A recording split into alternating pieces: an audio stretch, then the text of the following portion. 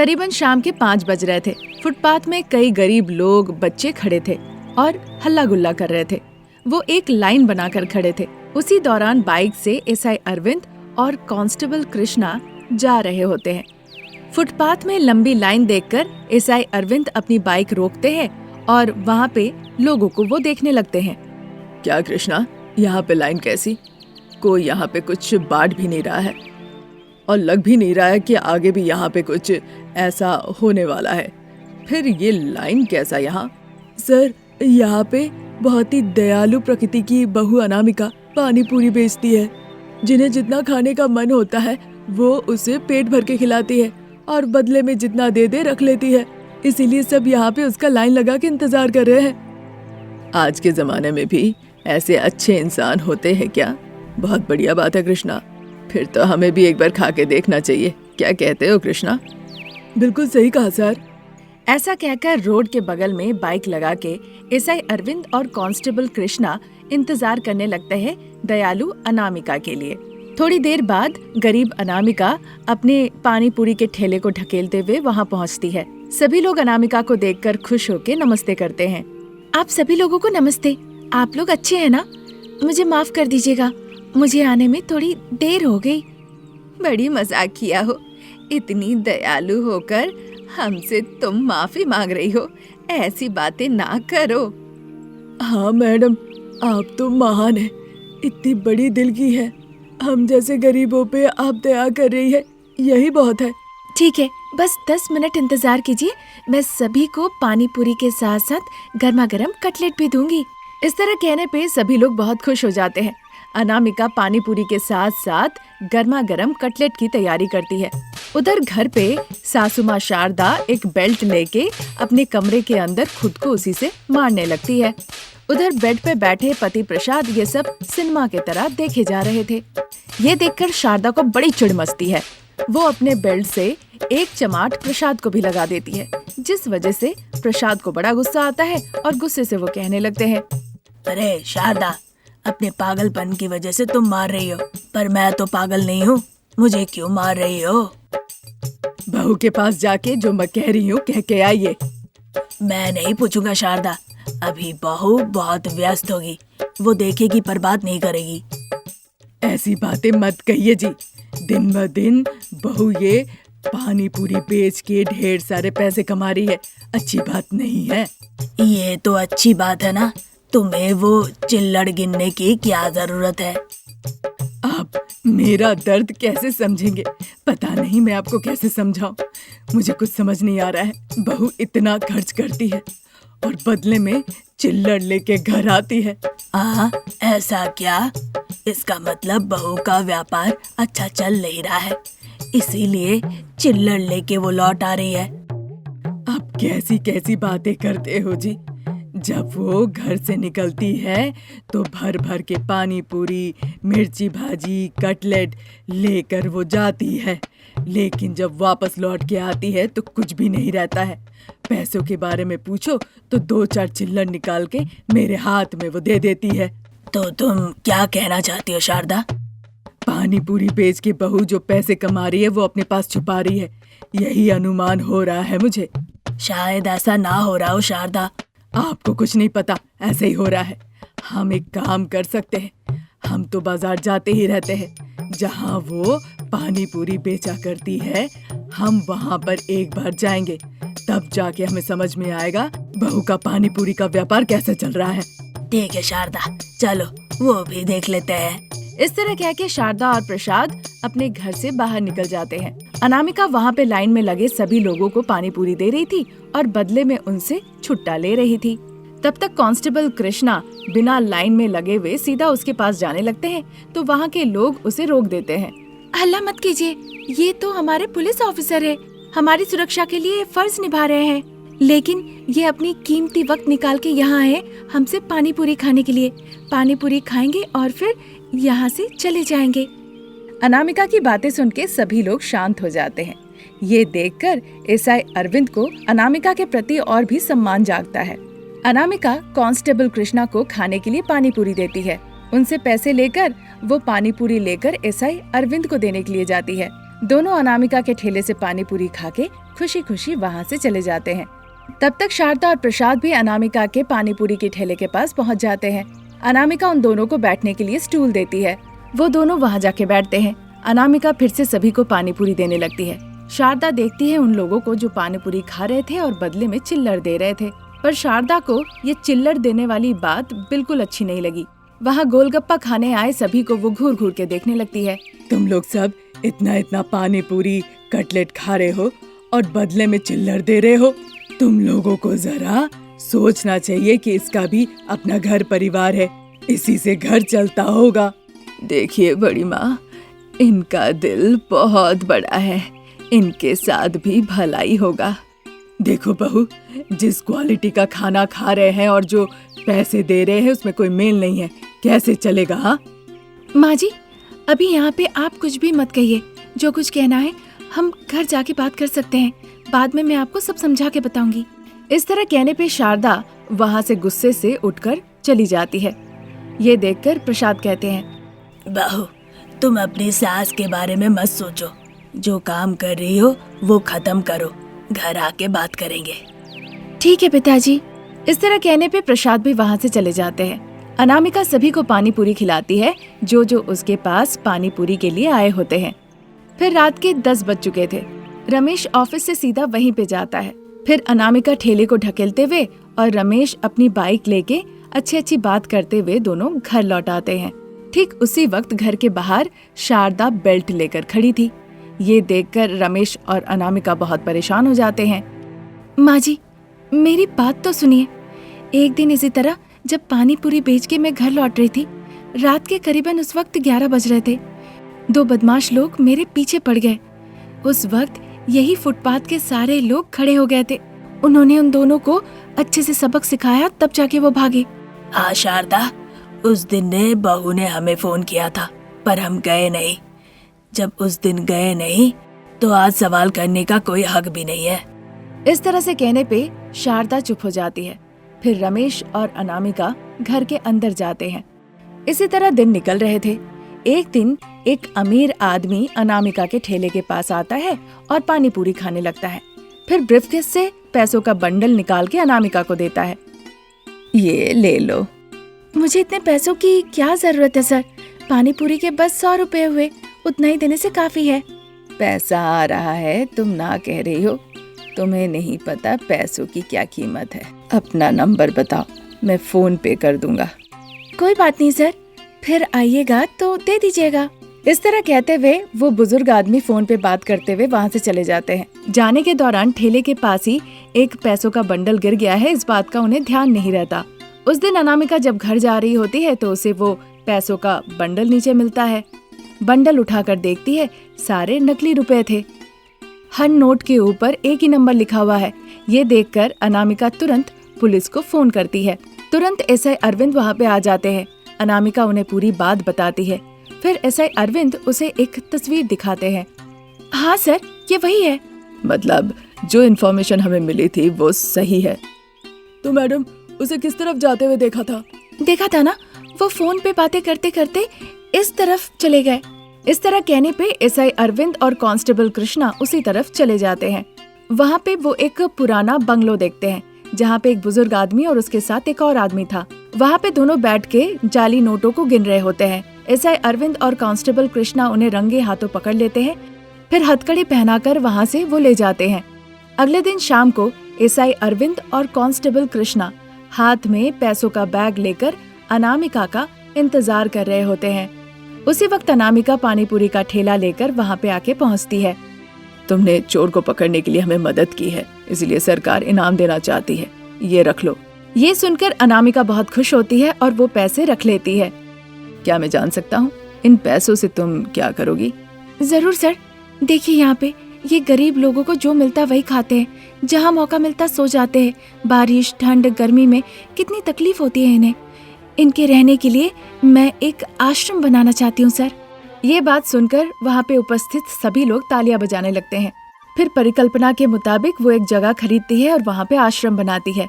गरीब लोग वहाँ पे रहने लगते हैं। बहू के इस दयालु स्वभाव को देखकर शारदा बहुत खुश होती है। उस दिन से शारदा पानी पूरी के व्यापार से कितने पैसे आए ये सब पूछना बिल्कुल बंद कर देती है। बहू के साथ खुशी खुशी जीवन बिताती है और साथ ही साथ आश्रम का वो ख्याल भी रखती है। ये थी आज की कहानी। नई कहानी लेकर हम बहुत जल्द हाजिर होंगे। तब तक के लिए नमस्कार। गोविंद खेत में काम कर रहा था। चंदन हाथ में फोन लेकर खड़ा था और बार बार फोन को देखे जा रहा था। ये बात गोविंद गौर करता है। अरे चंदन, मैं जब से आया हूँ देख रहा हूँ तुम फोन छोड़ ही नहीं रहे हो। तब से फोन को देखे जा रहे हो। आखिर में उस फोन में है क्या? बेटी अनामिका ने कहा था कि वो फोन करेगी, इसीलिए हाथ में लेके खड़ा हूँ और देख रहा हूँ। अरे अनामिका फोन करेगी तो फोन बजेगा, तब तुम बात कर लेना। इस तरह हाथ में फोन लेके कौन खड़ा रहता है? पता नहीं क्यों इस फोन को रखने का मेरा दिल नहीं कर रहा है। काम नहीं करोगे तो पैसे कहाँ से आएंगे? फिर बेटी दामाद को घर पे कैसे बुलाओगे? और बिना कपड़े लाते के उन्हें ऐसे ही वापस भेज दोगे क्या? समझे? कुछ बोलो। ऐसा अगर करूँ तो मेरी बेटी को बात सुननी पड़ेगी। उसकी सासू माँ कहेगी कि त्योहार में बाप ने बुलाया और खाली हाथ भेज दिया। इसमें बहुत बुरा होगा। अगर चाहते हो कि ऐसा ना हो तो फोन देखना बंद करो और काम में लगो। 2-3 दिनों में ही त्योहार है, ऊपर से घर में राशन पानी भी लाना है। हाँ, सही कहा गोविंद। इतना कहकर चंदन काम में लग जाता है। उधर अनामिका लंच बॉक्स लेकर रमेश के पास जाती है, जो कि बाइक पे बैठा हुआ था। Okay, bye Anamika. रात में जो कहा था उसका क्या करेंगे? माँ से बात करो अनामिका। माँ अगर तैयार है तो मुझे कोई एतराज नहीं। मैंने तो रात में ही कह दिया था। मैंने आपसे कहा था कि माँ जी से बात करने के लिए, आप भूल गए क्या? ओहो, सॉरी। तुमने तो कहा था, मैं ही भूल गया था। उसकी बातें सुन के अनामिका दुखी हो जाती है और रोने लगती है। संक्रांति का त्योहार आ रहा है। मैंने आपसे कहा था पिताजी से जाके एक बार मिलकर आइए। आपको क्या मेरे ऊपर थोड़ी भी दया नहीं आती है? अनामिका के इस तरह कहने पे रमेश विनती करने लगता है। मैं हाथ जोड़ता हूँ, तुम पहले रोना बंद करो। अगर ऐसी रोती रही तो पता नहीं कहीं मेरे पिताजी तलवार लेके आके मुझे डराने ना लगे। पहले रोना बंद करो प्लीज अनामिका। रमेश ऐसा कहकर डर ही रहा था, तब तक उसके पिताजी प्रसाद एक लाठी लेकर उसके पास आते हैं।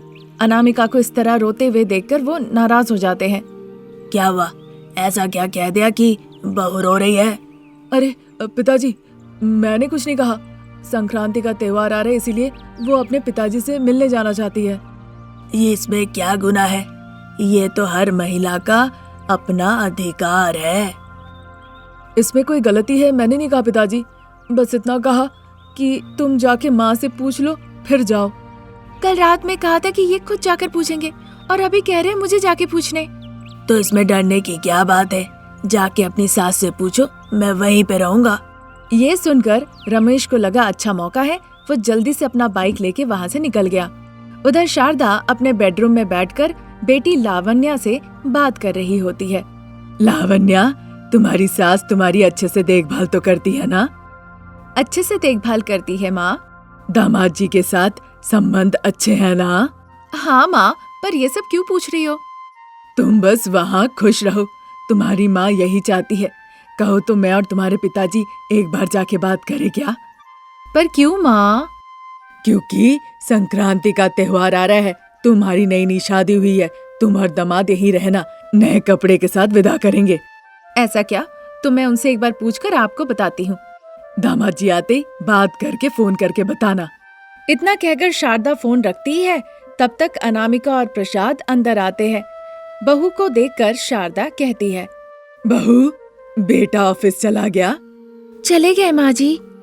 शारदा, बहू तुमसे यहाँ कुछ बात कहने आई है। कहो बहू, क्या बात है? असल में माँ जी, संक्रांति का त्योहार आ रहा है ना, मुझे अपने पिताजी के घर जाना है। नहीं बहू, कहीं जाने की जरूरत नहीं। अभी तुम्हारी ननद लावण्या और उसके पति किशोर की नई शादी हुई है। संक्रांति के मौके पर वो यहाँ आने वाले हैं। तुम अगर नहीं रहोगी तो अच्छा दिखेगा क्या, बताओ? ये बात सुनकर अनामिका के आंखों से आंसू बहने लगते हैं। फिर दुखी होकर, वो बात नहीं है माँ जी, मेरे घर में पिताजी अकेले हैं, वो मेरा इंतजार कर रहे होंगे। वहाँ उन्हें अकेली रहने की क्या जरूरत है? फोन करके यहाँ बुला लो, हमारे साथ खुशी खुशी बिताएंगे। शारदा, उनका कोई आत्मसम्मान नहीं है क्या? त्योहार के मौके पे वो भी तो चाहेंगे कि उनकी बेटी दामाद उनके घर पे आए। वो बेटी के घर क्यों आएंगे? ये उनकी इच्छा है, पर तुम नहीं जा सकती हो। त्योहार का काम शुरू करना है, बोलो तो अभी से शुरू करे। उनकी ऐसी बातें सुन के अनामिका बहुत दुखी होकर कहती है, ठीक है सासू माँ। इतना कहकर अनामिका वहाँ से चली जाती है। उधर ईश्वर को प्यारी हो गई अपनी पत्नी के फोटो के सामने दिया जला के चंदन रोते रोते कहते हैं, मैं खेत जा रहा हूँ कमला, घर पे सावधान रहना। कितने सालों से मैं ये बात उसे कहना चाहता हूँ, पता है ना। मैं जाके आता हूँ, घर पर सावधान रहे। कई दिनों तक यही कहता रहा। इतने दिनों तक बेटी को देखकर सब भूल गया था। अब वो ससुराल चली गई है, पर अब तो बेटी भी ससुराल चली गई है। पति के साथ पारिवारिक जीवन में वो सुखी है, पर मैं अकेला हो गया कमला। वो सोच ही रहा था, तब तक उसके परिचित परिवार से सुजाता वहाँ आती है। सुजाता, क्या बात है, तुम यहाँ पे? घर चलिए भैया, कुछ खा के फिर आ जाइएगा। अभी अभी चाय पिया हूँ बहन, पर दोपहर में खा सकता हूँ। गोविंद के हाथ भिजवा देना। ठीक है भैया। वैसे अनामिका से मिलने कब जा रहे हैं? संक्रांति आ रहा है ना? ना मैंने फोन किया, ना ही मैंने उनसे पूछा है। मैं इंतजार कर रहा हूँ कि कब वो मुझे फोन करे। फोन वोन छोड़िए भैया, जाके ले आइए। अच्छा ठीक है बहन, कल ही जाता हूँ। इतना कहकर सुजाता वहाँ से चली जाती है। जब चंदन खेत की तरफ जा ही रहा था, तभी अचानक से उसका फोन बज उठता है और वो बहुत खुश हो जाता है। हेलो अनामिका। हाँ पिताजी। कैसी हो बेटा? त्योहार में मैं तुम्हें लेने आऊँ ना? नहीं पिताजी, मेरी सासू माँ जाने नहीं देगी, आप यहाँ मत आइए। ये सुनकर चंदन बहुत दुखी होके, ठीक है, मैं वहाँ नहीं आऊँगा। जैसा तुम्हारे सास ससुर करने को कहते हैं, तुम वैसा ही करो। ठीक है पिताजी, ख्याल रखिएगा। इतना कहकर अनामिका अपना फोन रख के रोने लगती है।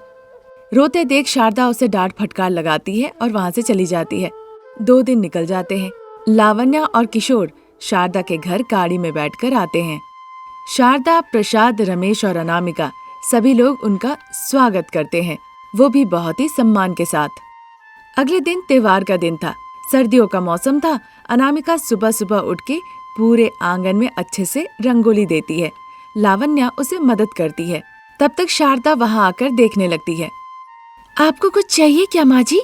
कुछ नहीं चाहिए बहू, मुझे लगा तुम्हारे मायके मैंने नहीं भेजा, इसलिए गुस्से से तुम नींद से उठी नहीं। क्यों नहीं उठूंगी भला? मेरे घर में त्योहार है, और क्या मैं अपने लोगों से नाराज रह सकती हूँ बताइए? हाँ भाभी, पर आप चाचा जी को यहाँ बुला सकती है ना? वो ऐसे नहीं आएंगे लावण्या। इस तरह कहने पे शारदा फिर वहाँ से चली जाती है। फिर गोबर का ढेला बनाकर रंगोली के ऊपर रखा जाता है। ये देखकर सभी लोग खुश होते हैं। जब घर पे लावण्या और अनामिका पकवान बनाने में व्यस्त होती है, शारदा और प्रसाद गाड़ी में बैठकर चंदन के घर जाते हैं। चंदन बहुत दुखी होकर आंगन में बैठे हुए थे। शारदा प्रसाद को देखते ही वो उठ के नमस्ते कहते हैं। हमारे घर चलिए भाई साहब। ऐसा नहीं हो सकता। मेरे लिए लावण्या और अनामिका एक है, दोनों को लेकर हम अपने घर में त्योहार मनाना चाहते हैं। अगर चाहती हूँ कि बहू खुश रहे, तो आपको इस त्योहार के मौके पर हमारे साथ चलना होगा। चलिए भाई साहब, गाड़ी में उठ के बैठिए। संक्रांति में आप बहू के लिए उपहार होंगे। इस तरह कहने पे चंदन जाके चुपचाप गाड़ी पे बैठ जाते हैं। गाड़ी आगे चलने लगती है। शारदा के घर में जब लावण्या और किशोर बैठ के सोफे पे बातचीत कर रहे थे, तभी अनामिका वहाँ आती है। लावण्या, खाना परोस दूं क्या? अभी नहीं भाभी, माँ पिताजी को पहले वापस आने दीजिए। लावण्या कह ही रही थी, तब तक कॉलिंग बेल बज उठता है। भाभी, लगता है माँ पिताजी लौट आए हैं, दरवाजा खोलिए जरा। ठीक है लावण्या। इतना कहकर अनामिका जाके दरवाजा खोल के देखती है सामने पिताजी खड़े हैं। पिताजी को देखकर उसकी खुशी की सीमा नहीं रहती। उसके आंखों में आंसू आ जाते हैं। आप आए हैं पिताजी? मैं नहीं आया बेटा, तुम्हारे सास ससुर मुझे लेकर आए। वो कह ही रहे थे, तभी शारदा प्रसाद भी अंदर आते हैं। उन्हें देखकर अनामिका बहुत खुश हो जाती है। बहू, संक्रांति गिफ्ट अच्छा लगा? बहुत अच्छा लगा माँ जी, इससे ज्यादा अनमोल तोहफा कुछ हो ही नहीं सकता। इतना कहकर अनामिका अपने पिताजी को जकड़ लेती है। खुशी से पिता की भी आंखें भर आती है।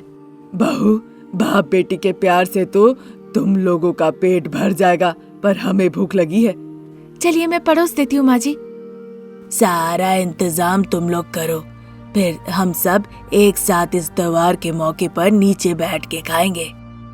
हाँ भाई साहब। अनामिका सभी के लिए जमीन पे बैठ के खाने का बंदोबस्त करती है। फिर सभी लोग एक साथ लाइन से जमीन पे बैठते हैं और भोजन का आनंद लेते हैं। उत्सव के मौके पर अपने पिताजी को अनामिका अपने आंखों के सामने देखकर बहुत खुश होती है। आज यही तक, नई कहानी लेकर हम बहुत जल्द हाजिर होंगे। नमस्कार।